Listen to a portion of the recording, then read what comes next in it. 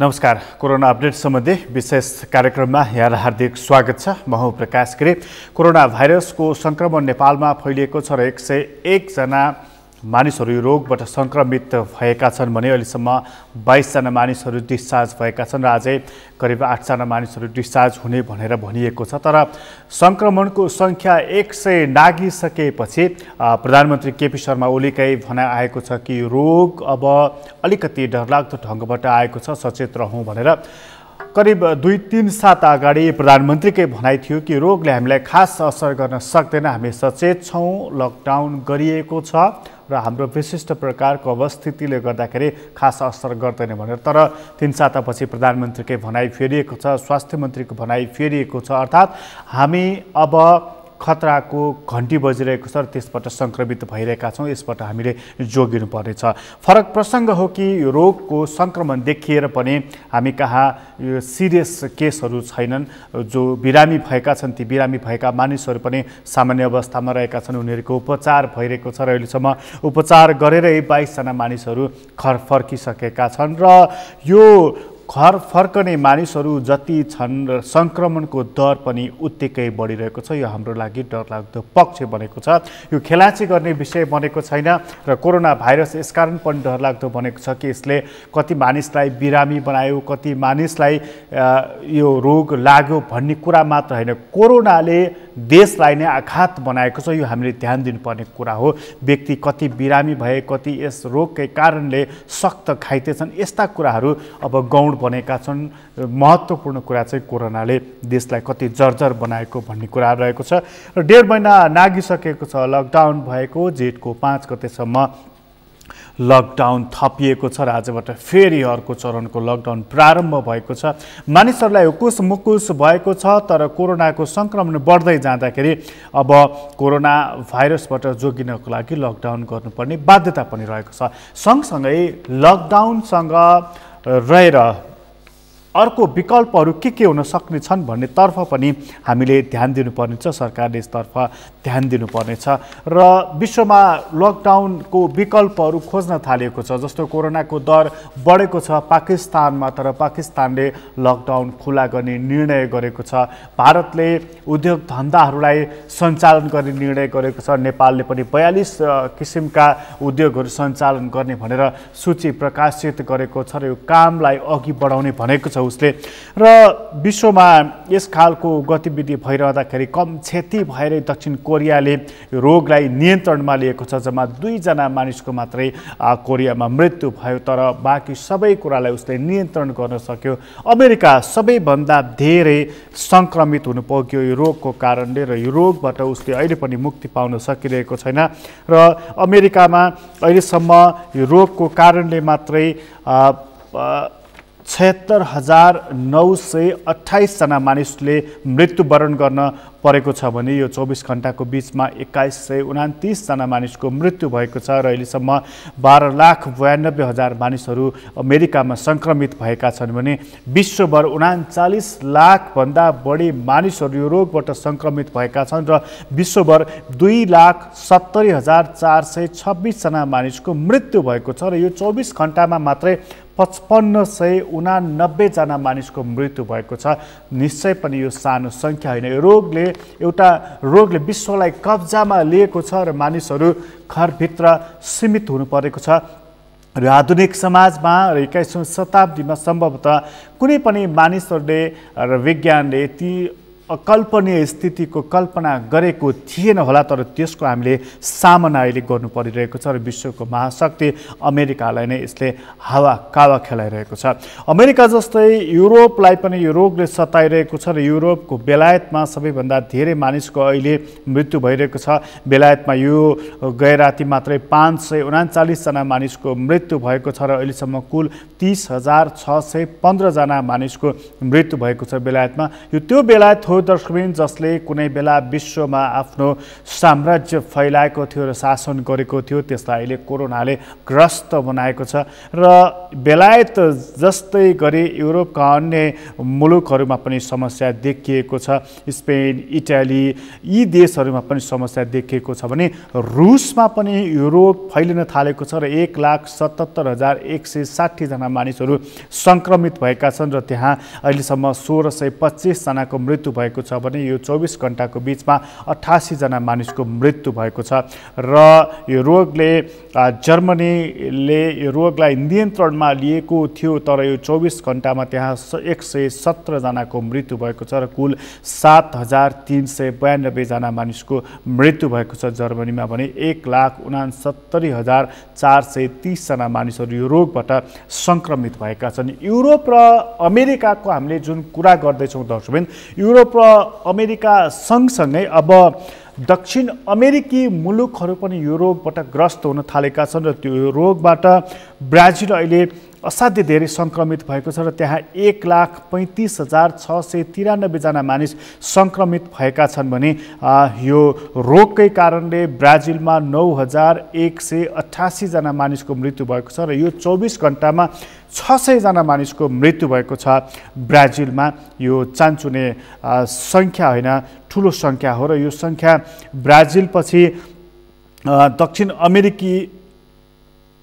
दक्षिण अमेरिकी मुलुक ब्राजिलपछि अन्य देशहरूमा पनि यसको समस्या देखिएको छ। यस्तै गरी यो रोगको कारणले क्यानाडामा पनि अहिले 176 जनाको मृत्यु भएको छ यो 24 घण्टामा र त्यहाँ कुल 4408 जना मानिसको मृत्यु भएको छ भनेदेखि भारतमा यो 24 घण्टामा 104 जनाको मृत्यु भएको छ र कुल 1889 जना मानिसको मृत्यु भएको छ भने संक्रमित संख्या 50,000 नाकेको छ। त्यहाँ 56,351 जना मानिसहरू संक्रमित भएका छन्। यो भारतको उदाहरण हो र हामी कहाँ 101 जना मानिसहरू संक्रमित भएका छन् भनेदेखि 22 जना डिस्चार्ज भएका छन्। र अनौठो कुरा, हामीले लकडाउन गरेका मात्रै छैनौँ, सिमानालाई पनि बन्द गरेका छौँ, तर सिमाना बन्द गर्दाखेरि पनि मुम्बईदेखि मानिसहरू नेपाल प्रवेश गरेका छन्। यो कसरी सम्भव भयो होला एकछिन सोच्दाखेरि पनि अकल्पनीय छ, तर भएका छन् र ती 2 जना मानिस संक्रमित पनि भएका छन्। यसको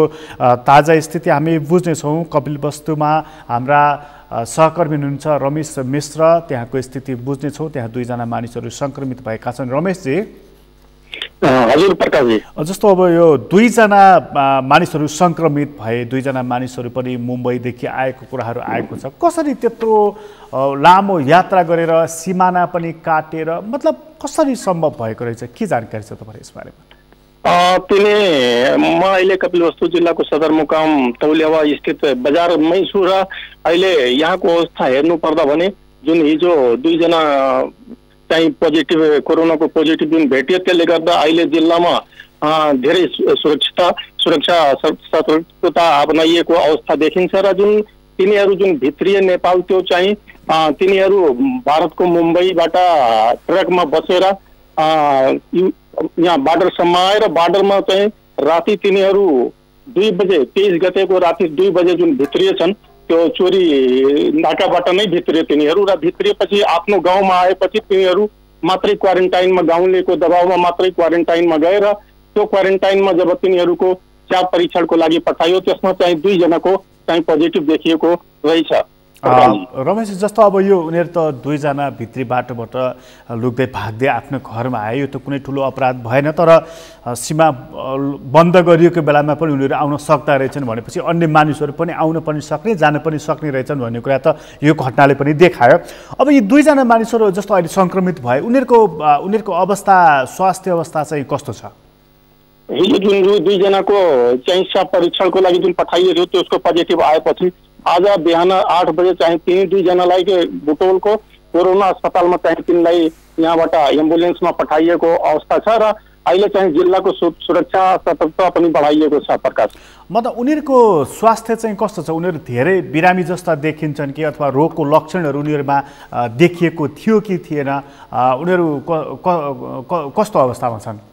तिनीहरू त्यहाँबाट आएपछि सामान्य नै देखिए थिए र पछि चाहिँ परीक्षणको लागि सबैजनाको स्याब पठाइएको थियो, जुन त्यो भित्र क्वारेन्टाइनभित्र जे जति थिए तिनको सबैको स्याबको परीक्षणको लागि पठाइएको थियो र तिनको हिजो जुन रिपोर्ट आयो त्यो 2 जनाको मात्र तिन सामान्य अवस्थामा छन्। त्यस्तो खासै तिनीहरूलाई कुनै धेरै असर पारिएको अवस्था देखिएको छैन र तिनी सामान्य अवस्थामा नै छन्। प्रकाश रमेश, जस्तो अब उनीहरू त्यहाँ मुम्बईदेखि चाहिँ तपाईँको कपिलवस्तुसम्म आइपुगे त आएपछि उनीहरू घरमा बसे, घरमा मानिसहरूले स्थानीयले दबाब दिएपछि बल्ल क्वारेन्टाइनमा गएका हुन्। त त्यहाँ जस्तो घरमा उनीहरूको अन्य जस्तो यी सङ्क्रमित 2 जना मानिसको घरमा पनि अहिले त्यहाँ परीक्षण गरिएको छ कि छैन? यिनीहरू कहाँ कहाँ गएका थिए, तिनीहरूलाई ट्रेसिङ गरिएको छ कि छैन?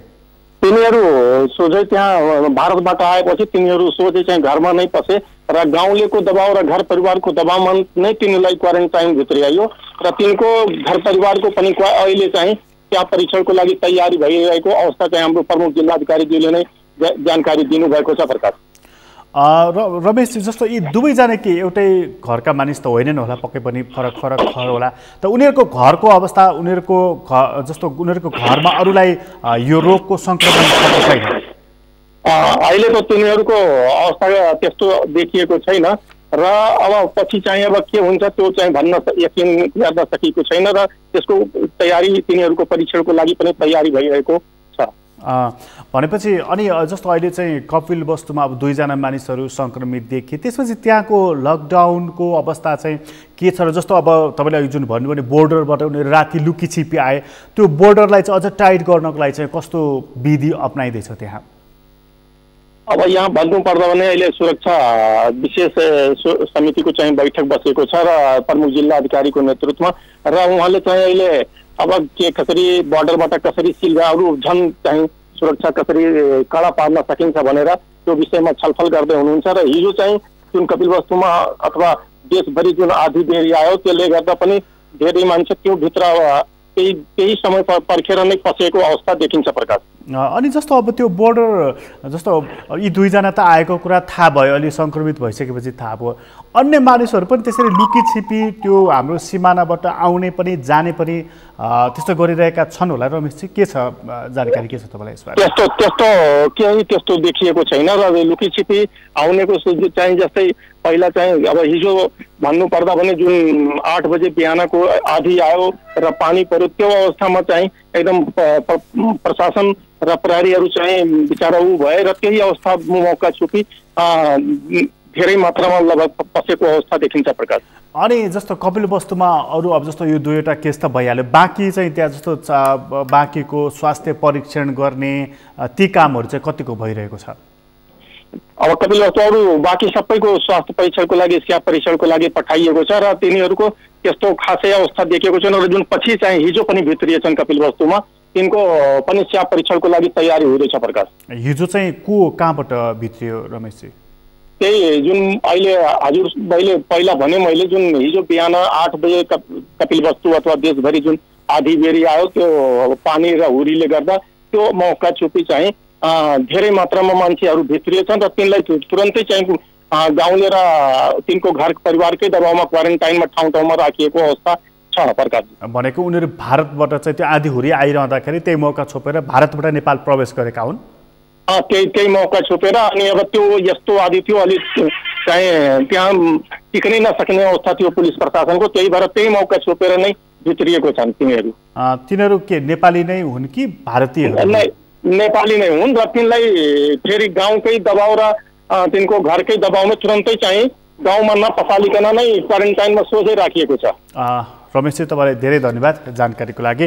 हाम्रा सहकर्मी रमेश मिश्र हुनुहुन्थ्यो कपिलवस्तुको खबर उहाँले हामीलाई दिँदै हुनुहुन्थ्यो। कपिलवस्तुमा हिजो ठुलो पानी पर्यो, आँधी बेहरी पनि आयो, जसले गर्दाखेरि चेक पोइन्टमा बसेका सुरक्षाकर्मीहरू बस्न सकेन, किनभने उनीहरू अस्थायी चेक पोइन्टमा बसिरहेका थिए र उनीहरू ओत लाग्नको लागि अलिकति सुरक्षित ठाउँमा बसे। तर त्यही मौकामा सीमा पारिरहेका नेपालीहरू नेपाल प्रवेश गरेर राति जब स्थानीयले थाहा पाए त्यसपछि उनीहरूले घरमा बस्न दिएनन् र ती मानिसहरूलाई क्वारेन्टाइनमा पठाइएको छ र यो अलिकति खतराको सूचक पनि हो। हाम्रो बोर्डर हामीले सीमा बन्द गरेका छौँ भनेर भनेका छौँ, तर सीमा बन्द त रहेछ, तर कति बन्द रहेछ यो कुरा पनि बडा ध्यान दिएर हेर्नुपर्ने रहेछ, किनभने मानिसहरू जस्तो भारतबाट भारतको मुम्बईदेखि कपिलवस्तुसम्म पनि हाम्रा मानिसहरू प्रवेश गरेका छन्। 10 दिन अघि उनीहरू लुकेर बसेका थिए, उनीहरूलाई कोरोना भएको पुष्टि भएको छ 2 जनालाई, र बाँकी मानिसहरू पनि नेपाल प्रवेश गरेका छन्, उनीहरूलाई क्वारेन्टाइन पठाइएको छ। त हाम्रो बोर्डर अलिकति सुरक्षित रहेनछ, हामीले जतिसुकै बन्द गऱ्यौँ भने पनि बन्द भएका रहेनछन् र यसबाट सङ्क्रमण फैलिन सक्छ है भन्ने कुरातर्फ हामी सचेत रहनुपर्दछ। र अहिले सुरक्षाको अलिकति राम्रो बन्दोबस्त यदि गर्न सकिएन भनेदेखि यो आवत जावत रहि नै रहनेछ र यसले अर्को खतरा र सङ्क्रमणको खतरा पनि बढाइदिन सक्छ। हामी यो कुरातर्फ सचेत रहनको लागि आग्रह गर्दछौँ। त्यसपछि हामी नेपालगञ्जतर्फ लाग्नेछौँ। नेपालगञ्ज बाँके जिल्ला हो र बाँकेमा धेरै मानिसहरू जब त्यहाँ सङ्क्रमित भए त्यसपछिको अवस्था र त्यहाँ निषेधाज्ञा लगाइएको थियो, अहिले चाहिँ के छ स्थिति, हामी कुराकानी गर्नेछौँ मधु पौडेलसँग। मधुजी, हजुर प्रकाशजी, अब जस्तो त्यहाँ निषेधाज्ञा लगाइएको थियो, एकैचोटि 22 जना मानिसहरू सङ्क्रमित भइसकेपछि त्यो निषेधाज्ञा अलिकति के खुकुलो गरिएको छ कि उस्तै छ? पक्कै पनि जस्तो नेपालगञ्जमा बाँकीको नेपालगञ्ज उपमहानगरपालिका 8, 7 र 5 को लगायतका व्यक्तिहरूमा करिब 23 जनामा कोरोना सङ्क्रमित देखिसकेपछि 3 दिनको लागि निषेधाज्ञा निषेधित क्षेत्रहरू यहाँ घोषणा गरेको थियो। तर आज गए मध्यरातिबाट यो घोषणा समाप्त भएसँगै यसलाई अलिकति खुकुलो बनाइएको छ, हटाइएको छ भन्ने कुरा आइरहेको छ। जस अन्तर्गत बिहान 11 बजेदेखि 3 बजेसम्मको समय अलिक यो खाद्यान्न पसलो अत्यावश्यक सामग्रीहरूको लागि किन्नको लागि खुला गरिने र अरू अन्य बेलामा लकडाउन पूर्ण रूपमा बन्द रहने भन्ने कुरा जुन यहाँका स्थानीय जनप्रतिनिधिहरूको राजनीतिक दलहरूको बैठकबाट हिजो निर्णय गरिएको छ प्रकाशजी। अनि जस्तो मधुजी, जस्तो यो चाहिँ राजनीतिक दलहरूको उसले निर्णय गरे एउटा, तर त्यो परीक्षण जस्तो 23 जना मानिसहरू सङ्क्रमित भए, त्यो सङ्क्रमित भएसँगै अरू अलिकति व्यापक स्तरमा परीक्षण गरिनुपर्ने, स्वास्थ्य चेक जाँच गरिनुपर्ने कोरोनाको, त्यो बारेमा चाहिँ कति त्यहाँ तयारी गरिएको छ अथवा त्यो कामलाई कति अगाडि बढाइएको छ? पक्कै पनि जुन मैले अघि भने जस्तै जुन क्षेत्रहरू थियो त्यसलाई सिल गरिएकै अवस्था छ अहिले पनि। जस्तो सरकारी बजार, त्रिवेणी मोड लगायत रानी तलाउका क्षेत्रहरू जुन सङ्क्रमितहरू आउजाउट गर्ने जहाँ देखिएको थियो त्यो सम्पूर्ण टोललाई नै अहिले सिल गरेको अवस्था छ र सँगसँगै कन्ट्र्याक्ट ट्रेसिङमा पनि गइरहेको हामीले पाएका छौँ। जस अन्तर्गत सबैको हिजो अस्तिसम्मको चेकमा 56 जनाको नेगेटिभ नै रिजल्ट आएको थियो, तर अन्य बाँकीको अहिले 300 भन्दा बढी गरिसकेको छ। तिनीहरूको रिजल्ट नतिजा अझैसम्म आइपुगेको अवस्था छैन। जुन जनस्वास्थ्य कार्यालयका हाम्रा फोकल पर्सन नरेन्द्र श्रेष्ठका अनुसार अझै पनि हामीले अन्यलाई पनि चेक गर्ने, ट्रेस चेकिङ गर्ने अथवा उहाँहरूको स्वब परीक्षण गर्ने कामहरू लगातार रूपमा गरिने भन्ने कुरा पनि जनाउनु भएको छ प्रकाशजी। अनि जस्तो अब तपाईँले भन्दै हुनुहुन्थ्यो यो अलिकति निषेधाज्ञा चाहिँ अलिकति घटाइएको छ भनेर, भनेको मतलब अब चाहिँ बिस्तारै यो निषेधाज्ञालाई कम गरेर लकडाउन मात्रै सीमित गरिने तर्फ प्रशासन अघि बढेको हो? पक्कै पनि हिजोको निर्णय जुन सर्वोच्च निर्णयलाई हेर्दाखेरि निषेधित क्षेत्रहरू भन्नाले केही स्थानहरू जुन सिल गरेको थियो 4 स्थानहरू तिनीहरूलाई यथावत राख्ने, तिनीहरू बन्द अवस्थामै रहने भने अन्य क्षेत्रहरू केही मात्रामा 11 बजे भनौँ दिनको 11 बजेदेखि 3 बजेसम्म खुला राख्ने तर सामाजिक भौतिक दूरीहरू कायमै राख्ने, लकडाउनलाई अझै कन्टिन्यू गर्ने, कडा गराउने भन्ने कुरा पनि छ। यसका साथसाथै जुन जिल्ला प्रशासन कार्यालयबाट लिएका पासहरूलाई मात्रै भ्यालिड गर्ने अथवा तिनलाई मात्रै मान्यता दिने, अन्यथा अन्य यदि त्यस्तो भयो भने सुरक्षाकर्मीहरूले उसलाई नियन्त्रणमा लिन सक्ने जस्ता निर्णयहरू पनि हुँदाखेरि लकडाउन एकदमै कडा गराउने अवस्थामा रहेको छ भनेपछि निश्चित क्षेत्रहरू केही खुकुलो गरेको अवस्था हो। जस्तो अर्को नेपालगञ्जमा चाहिँ जस्तो मानिसहरूको त्यो भिडभाड चाहिँ कतिको बढेको छ? जस्तो एकछिनलाई भन्यो भने काठमाडौँमा अलिकति भिडभाड देखिन थालेको छ र अन्य ठाउँमा पनि भिडभाड देखिन थालेको छ।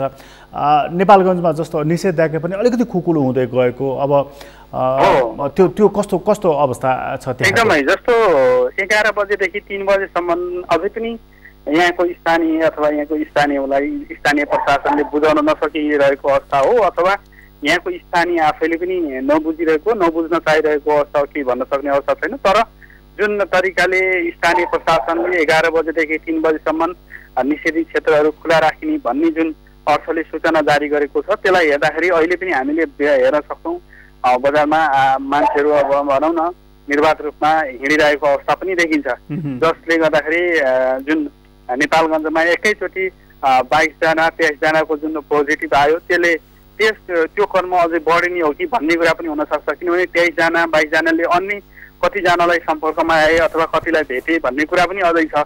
यी कुराहरू अझै पनि हिडन छन्, बाहिर आइरहेको अवस्था छैन। जस्तो कन्ट्र्याक्ट ट्रेसिङका कुराहरू पनि केही सीमित व्यक्तिहरूमा मात्रै जो सस्पेक्ट केटमा मात्रै गरिरहेको अवस्था छ। यसरी हेर्दाखेरि बाँकीमा यसरी जुन 11 बजेदेखि 3 बजेसम्म खुला राखिने भन्ने सूचना प्रभाव भएको छ। पक्कै पनि यसले भनौँ त्यति राम्रो सन्देश दिइरहेको छैन भन्ने देखिन्छ। अनि जस्तो अर्को एउटा कुरा नि जस्तो मधुजी जस्तो कपिलवस्तुको कुरा सुन्यो हामीले कि मुम्बईबाट आएका मानिसहरू सहजै तपाईँको चाहिँ कपिलवस्तु प्रवेश गरेका रहेछन्, उनीहरूलाई कोरोना पोजिटिभ देखिएको छ। अब नेपालगञ्जमा पनि ठुलो नाका छ रुपैयाँको भारततर्फ प्रवेश गर्ने, भारतबाट नेपाल प्रवेश गर्ने। त लुकीछिपी मानिसहरू के भारतबाट नेपाल, नेपालबाट भारत पनि गरेका हुन सक्छन् होला नि? एकदमै पक्कै पनि यस कुरामा मैले भन्न चाहे जस्तो हिजो मात्रै हाम्रो जुन विभिन्न जुन 22 जना विभिन्न स्थान सीमाबाट नेपाल प्रवेश गर्ने प्रयास गरेको भन्ने कुरा पनि खबर आइरहेको छ। यसै गरी जुन हाम्रो यता रुपडिया पुगिसकेका 13 जनालाई पनि बाबागञ्ज स्थित हाजी मोह युसुफ डिग्री कलेजमा बनाइएको क्वारेन्टाइनमा राखिएको।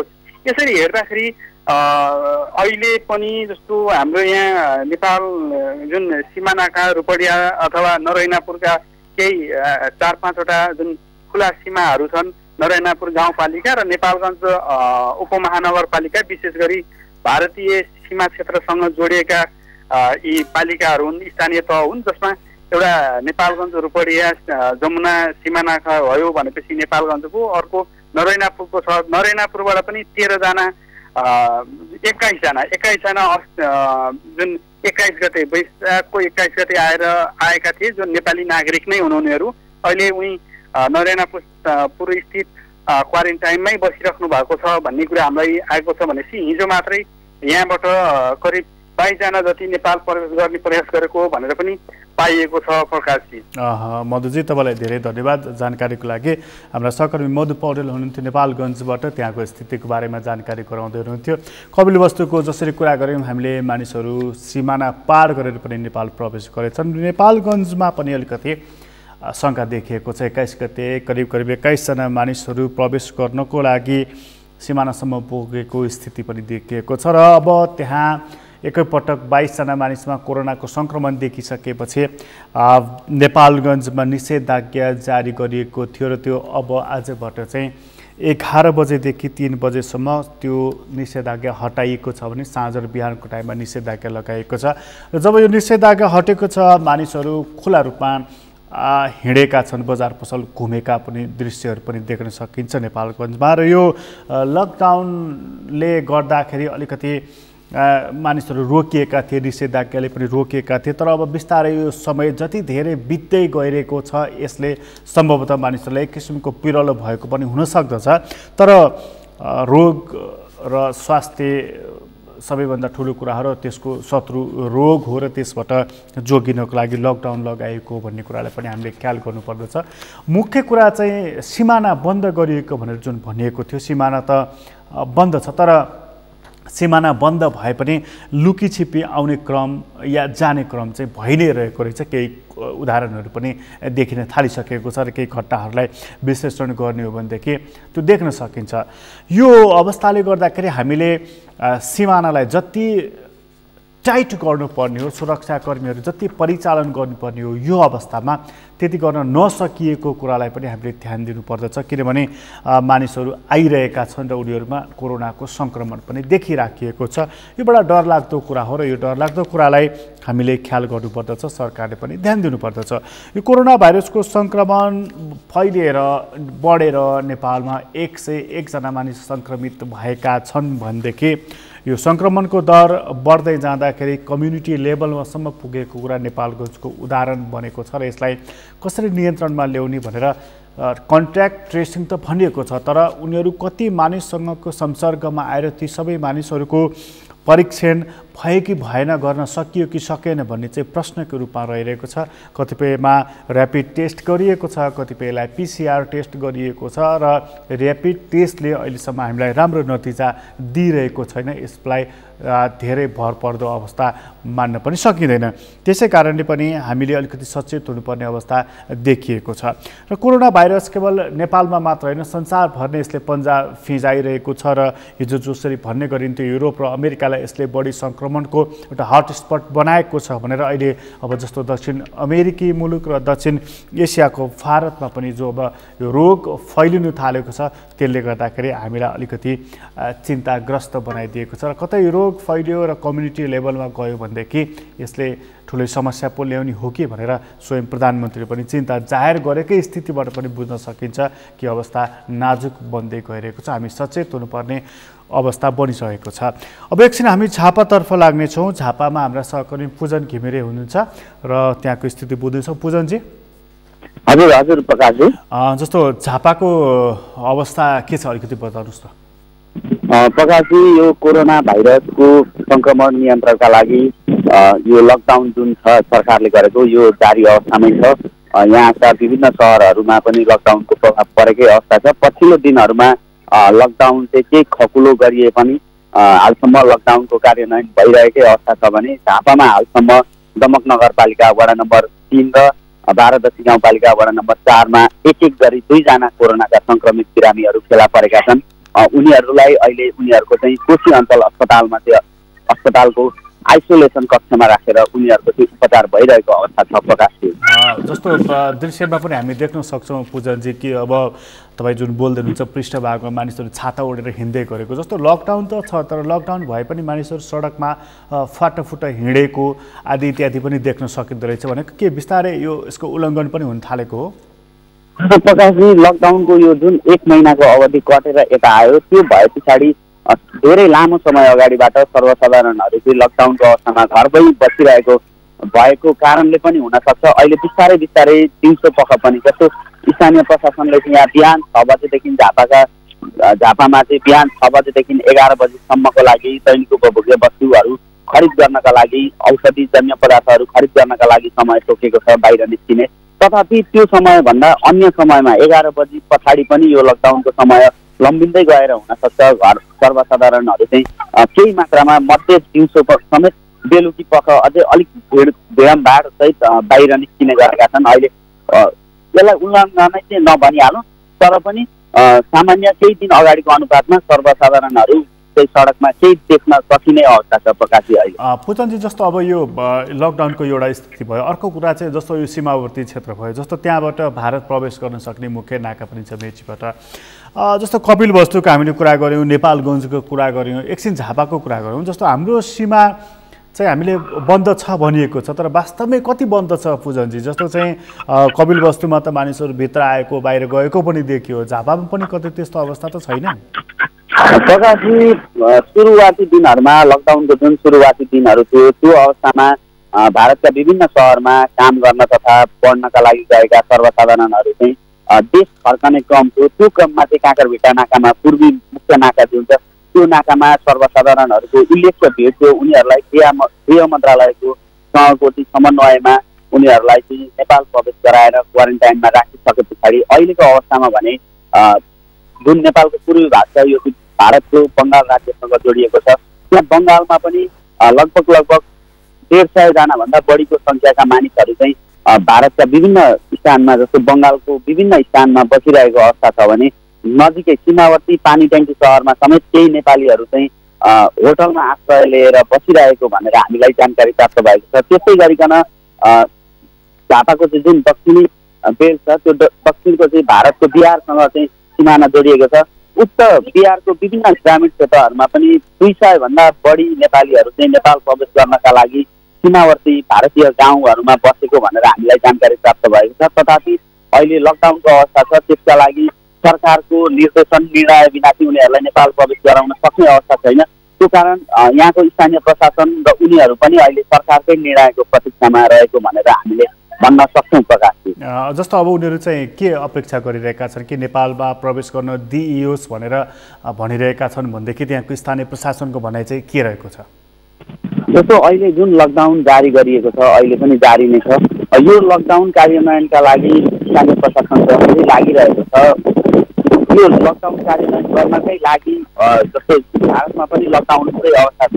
त्यसै कार्यान्वयनको दौरानमा भारतीय भूमिबाट नेपालतिर कसैलाई पनि प्रवेश गर्न दिइरहेको अवस्था छैन।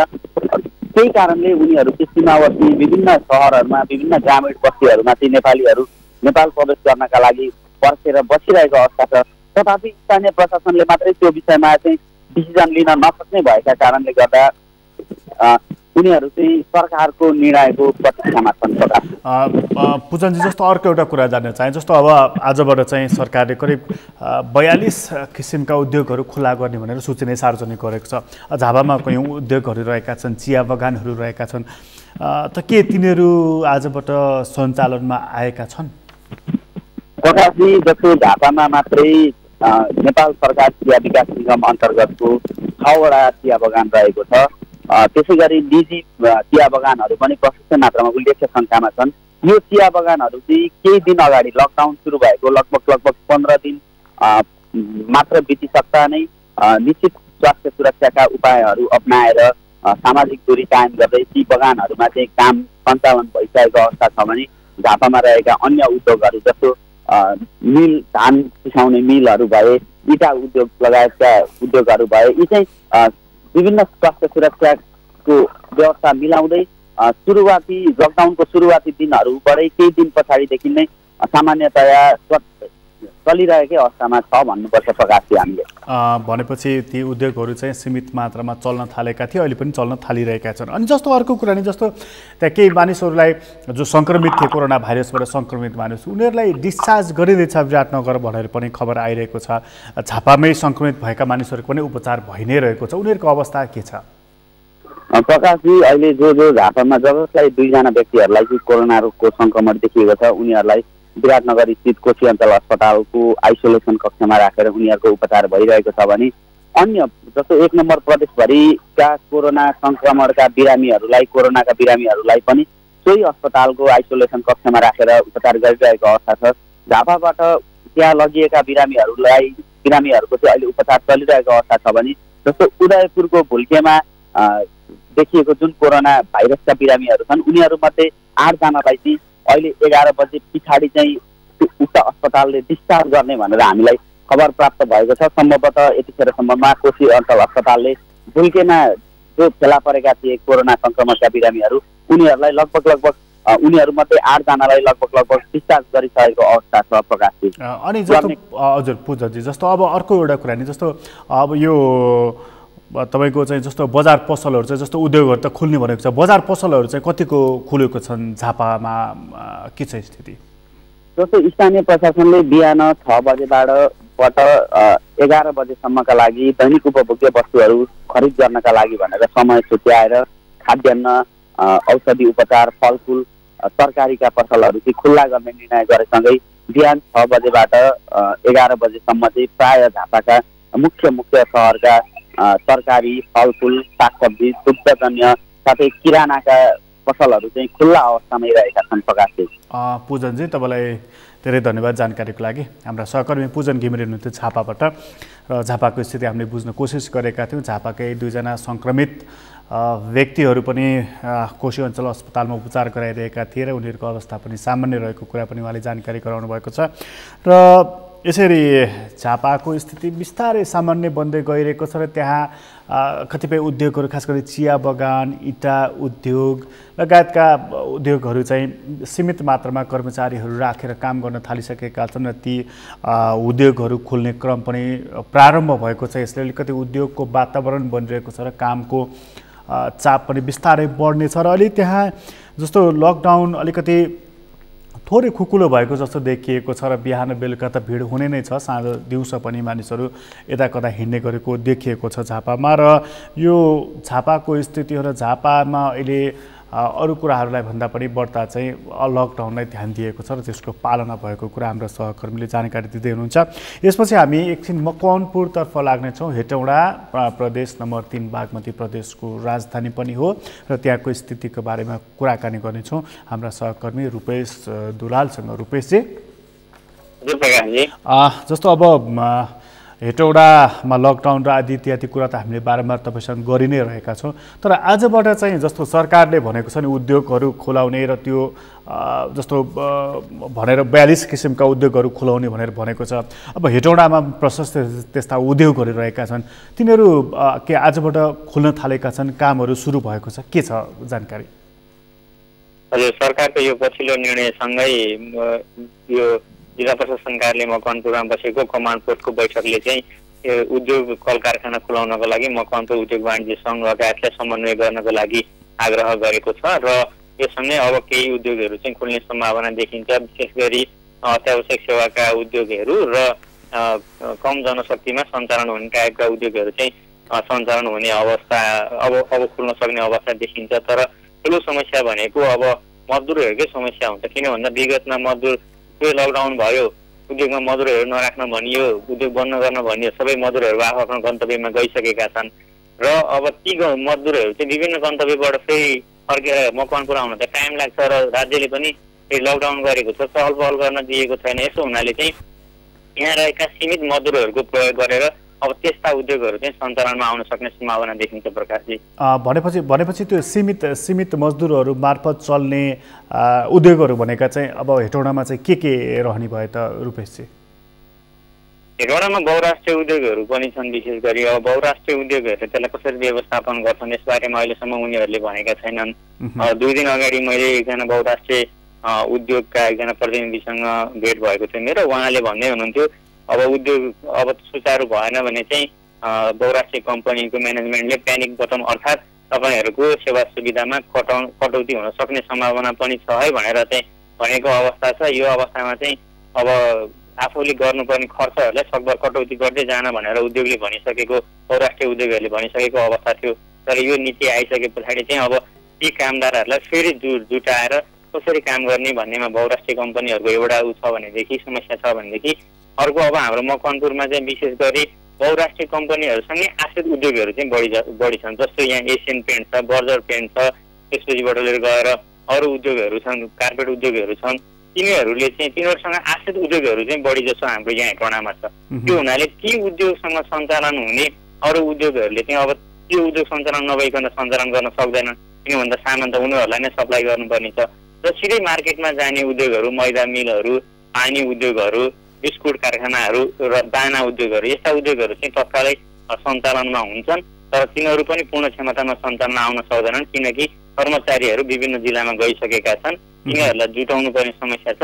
हेटौडामै रहेका हेटौडाका आसपासमा रहेका कर्मचारीहरूलाई चाहिँ बोलाएर र मजदुरहरूलाई जम्मा गरेर चाहिँ अब काम गर्नुपर्ने हुन्छ। त्योभन्दा अगाडि उनीहरूलाई प्रोटोकलको बारेमा जानकारी गराउनु पर्यो, के गर्ने के नगर्ने यस्ता कुराहरू सबै भनेर चाहिँ मात्र अब उद्योग सञ्चालन हुने अवस्था छ प्रकाश। अनि अर्को कुरा नि जस्तो उद्योग चलाउनको लागि तपाईँले मजदुरको र आश्रित उद्योगहरूको कुरा गरिहाल्नुभयो, सँगै अब त्यो उद्योग चलाउनको लागि त कच्चा पदार्थको पनि त आवश्यकता पर्छ नि त। त्यो देशको विभिन्न भागबाट आउने कुराहरू होला, भारतबाट अथवा अन्य मुलुकहरूबाट आउनुपर्ने होला, त्यो चाहिँ कसरी जुटाउँछन् उद्योगहरूले यो लकडाउनको र सीमा बन्द भएको बेलामा? यो ठुलो समस्याको रूपमा देखेको छ प्रकाशजी। केही दिन अगाडि मास्क उत्पादन गर्ने एउटा कम्पनीमा म पुगेको थिएँ। त्यहाँ चाहिँ त्यो कम्पनीका सञ्चालकले के भन्नुभयो भनेदेखि कपडा त हामीसँग छ तर त्यो मास्क बनाउनको लागि चाहिने इलास्टिक हुन्छ, त्यो इलास्टिक चाहिँ बजारमा सर्टेज छ। त्यसो हुनाले हामीले उद्योग खोलेर पनि अब कसरी सञ्चालन गर्ने, त्यो इलास्टिकको जो गर्ने हामीलाई समस्या भएको छ भनेर भन्नुभएको छ। त्यस्तै समस्या अरू उद्योगहरू पनि छ, जस्तो कि ठुलो मात्रामा चाहिने दाना उद्योगहरूको लागि चाहिने कच्चा पदार्थ भारत लगायत तराई लगायत भारततिर आश्रित छ। धेरै जसो चाहिँ भारत लगायत तेस्रो मुलुकमा आश्रित कच्चा पदार्थमा आश्रित उद्योगहरू छन् यहाँ हाम्रो नेपालमा। त्यसो हुनाले त्यो कच्चा पदार्थ जुटाउन पनि उहाँहरूलाई नै समस्या हुन्छ प्रकाशजी। त्यसो भएदेखि मजदुरको अभाव एउटा देखियो, दोस्रो कुरा कच्चा पदार्थको अभाव देखियो भनिसकेपछि त उद्योगहरू त कस्तो भने नाम मात्रको चल्ने भयो त्यस भएदेखि, होइन रुपेशजी? होइन, यो स्पष्ट कुरा हो। अब यो पूर्ण रूपमा सञ्चालन नखुलिकन र भारतमा पनि यो लकडाउनको विभिन्न किसिमको चाहिँ प्रावधानका कारणले गर्नाले पनि हामी कहाँ चाहिँ यो उद्योग खोल्ने भनेर राज्यले नै भने पनि विभिन्न किसिमका समस्या हुन्छन्। जस्तो एउटा नट बोल्ट बिग्रियो भनेदेखि त्यो बनाउन कहाँ जाने, बेरिङको चाहिँ कारखाना पसल खुल्दैन, बेरिङ बिग्रियो भनेदेखि त्यो बनाउन कहाँ जाने, यस्ता समस्याहरू धेरै समस्याहरू छन्। त्यो हुनाले राज्यले खोल्ने त भन्छ, अब इम्पोर्ट गर्ने क्रममा एक्सपोर्ट गर्ने क्रममा चाहिँ त्यो सवारी साधनको टायर पङ्चर भयो भने मर्मत कहाँ गर्ने, यस्ता अनेक समस्याहरू देखिन्छन्। त्यसले गर्नाले चाहिँ राज्यले खोल्ने भन्दै पनि यो व्यवस्थापन गर्न चाहिँ टाइम लाग्छ नै जस्तो देखिन्छ प्रकार। जस्तो अर्को कुरा नि जस्तो अब त्यो 42 प्रकारका उद्योगहरू खोल्ने भन्दाखेरि चाहिँ मैले हेर्दै गर्दाखेरि एउटा के पनि देखेको थिएँ भने मोटर पार्ट्सहरू निर्माण गर्ने भनेको छ क्या। जस्तो वर्कसपहरू पनि खोल्ने भनेको छ। भनेको त्यो मोटरसाइकल बनाउने, गाडी बनाउने अथवा अन्य मर्मत गर्ने यी कुराहरू खुलेको छ त हेटौडामा अहिले? यसो त खुलेको छैन। अब यद्यपि कस्तोसम्म छ भनेदेखि निर्माण सामग्री बनाउने उद्योग सञ्चालनमा आउने भनेको छ, तर त्यसैमा मुनिपट्टि अब निर्माण सामग्री बिक्री गर्ने उद्योग पसलहरू चाहिँ खोल्ने कि नखोल्ने त भनेर चाहिँ नउल्लेख नगरेको कारणले के हो त यो चाहिँ खोल्न मिल्छ कि मिल्दैन भनेर चाहिँ हामीलाई सोधिरहेका छन् यो व्यवसायीहरूले। त्यसो हुनाले यो अलिक अस्पष्ट पनि छ, त्यो हुनाले पनि समस्या हुन्छ प्रकारजी। भनेपछि उद्योग खोल्ने मात्रै भनेर पुगेन, उद्योगबाट उत्पादन भएका वस्तुहरू बिक्री गर्नको लागि त आउटलेट्सहरू पसलहरू पनि त खुला गर्नु पर्यो। त्यो खुला गर्ने कि नगर्ने भन्ने कुरा अस्पष्टता। त्यहाँ प्रदेश सरकारको कुनै देशमा थप भनाइ केही आएको छैन?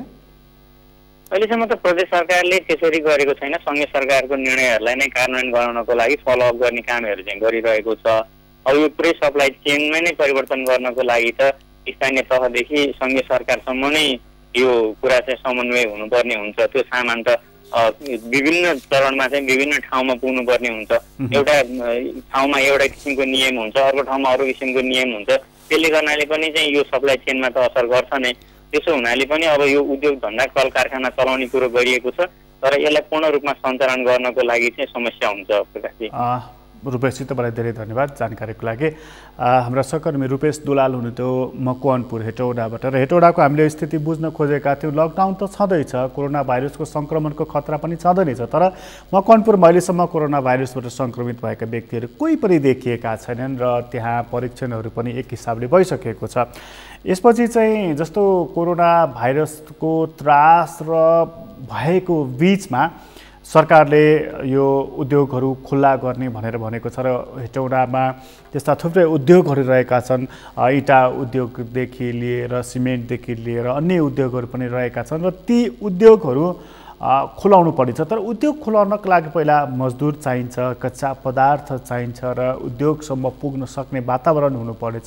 त्यसका प्रोटोकलहरू खुलाउनु पर्नेछ र उद्योगबाट उत्पादित वस्तुहरू बिक्री गर्नको लागि पसलहरू पनि खुल्ला गर्नुपर्दछ र पसलमा पुग्नको लागि मानिसलाई पसलसम्म पुग्न सक्ने वातावरण पनि हुनुपर्नेछ। तर हाम्रो लकडाउन छ, लकडाउनकै बिचमा वस्तुहरू उत्पादन भए भनेदेखि पनि ती वस्तुहरू कसरी बिक्री वितरण गर्ने, त्यो वस्तुहरू कसरी खरिद बिक्री गर्ने, यस्ता तमाम प्रश्नहरू रहेका छन् र यो प्रश्नको उत्तर चाहिँ सरकारले दिएको छैन। जसले गर्दाखेरि उद्योगीहरू कसरी यसलाई व्यवस्थापन गर्ने भनेर सोचमग्न छन् र लकडाउन अगाडि उनीहरूले जसरी मजदुरहरूलाई अब घर जाऊ भनेर पठाए र ती घर गएका र विभिन्न ठाउँमा फैलिएका मजदुरहरूलाई कसरी पुनः सङ्ग्रह गर्ने, कसरी पुनः कारखाना या उद्योगमा ल्याउने भन्ने चुनौती पनि थपिएको छ। किनभने लकडाउन जेठको 5 गतेसम्म थपिएको छ। यो बिचमा उद्योग कसरी चलाउने यो प्रश्न फेरि पनि ठुलो प्रश्न बनेको छ र यसलाई सहजीकरण नगरिकन एकैपटक एउटै सूचनाले मात्रै काम गर्दो रहेनछ। यसतर्फ पनि सरकारले